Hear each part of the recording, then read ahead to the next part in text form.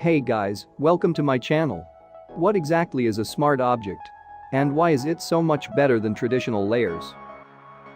Today, I will show you what smart objects actually do and how you can use smart objects to benefit your current workflow. Smart objects allows you to accomplish three things. 1. Preserve the data of your original layers. 2. Apply editable filters and adjustments.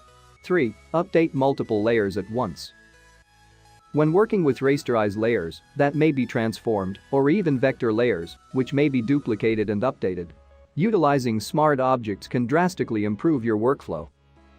Smart objects link back to original file. It keeps the source file in different place. So here we are on Photoshop, and this is a perfect example of sometime we would actually use a smart object. I have this layout of my Instagram feed that I am testing. Let's say I want to test if an image goes well with my feed or not. Let's add an image to this file. I have this image here.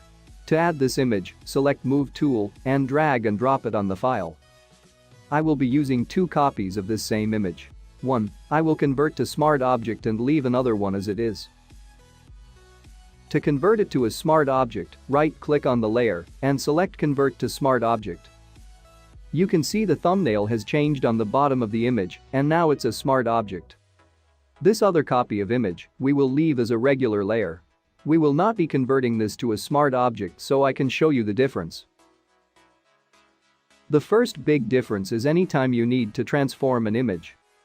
If you would make an image very small and then try to make it larger again, you are going to lose a lot of image quality. The image itself is made up of pixels, and if you keep changing those pixels around, the image will not keep the original quality. This is point number 1. Preserve the data of your original layers. You can press Ctrl+T to make this image smaller. You can repeat this with other one. As we can see, we have very less information visible on both of these pictures. Now let's make this smart object larger. And we can see there is no loss of quality. Now if we make the regular layer image larger, we can see how bad the quality had become. Now let's talk about point number 2. Apply editable filters and adjustments. One example is smart filters. So what's a smart filter? It basically is the same as any other filter, except it's applied to a smart object. And the benefit is that you can change a lot of what goes on that filter after you have already applied it to that layer. Let's apply Camera Raw filter. To apply Camera Raw filter, select the layer and go to Filter, Camera Raw filter. You can make few changes like change the exposure of the image, play with highlights and shadows, or any changes you want. And then hit OK when you are done. Now let's go to our image where we are using a smart filter. And repeat the process. Now they look pretty much similar. On this image we are pretty much struck. Whereas on this smart object, we can see we have a couple of options here. This is where it gets really cool. Let's just say I don't want the adjustments I just made. All I have to do is turn off Camera Raw filter and done.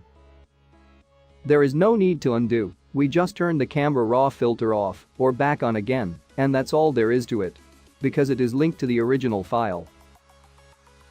Now let's say we want to change the values of the Camera Raw filter. Just double-click right here where it says Camera Raw filter and we can change the value as we please. So if you are ever unsure about the adjustments you make, turn it into a smart object first and then apply those adjustments. You can also use these layer masks on smart filters. On the mask, grab a brush tool and paint black on the layer mask here. And you are painting away the filter. You cannot do this on a regular layer. The other thing you can do is stack filters together. Click back on the layer. Go to Filter, Blur, Motion Blur, Angle 0, Distance 50, and hit OK. Now we can see couple of filters stacked. We have a Camera Raw filter and a motion blur. And, as previous filter, you can also change the values anytime you want.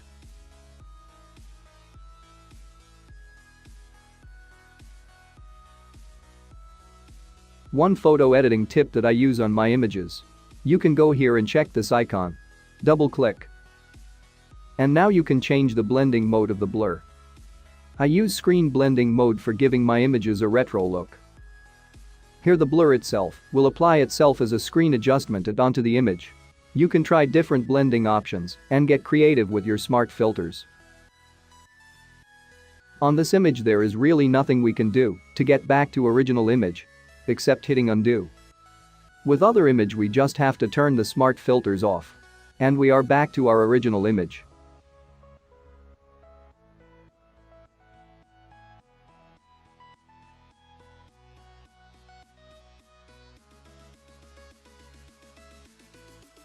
Now let's jump to number 3.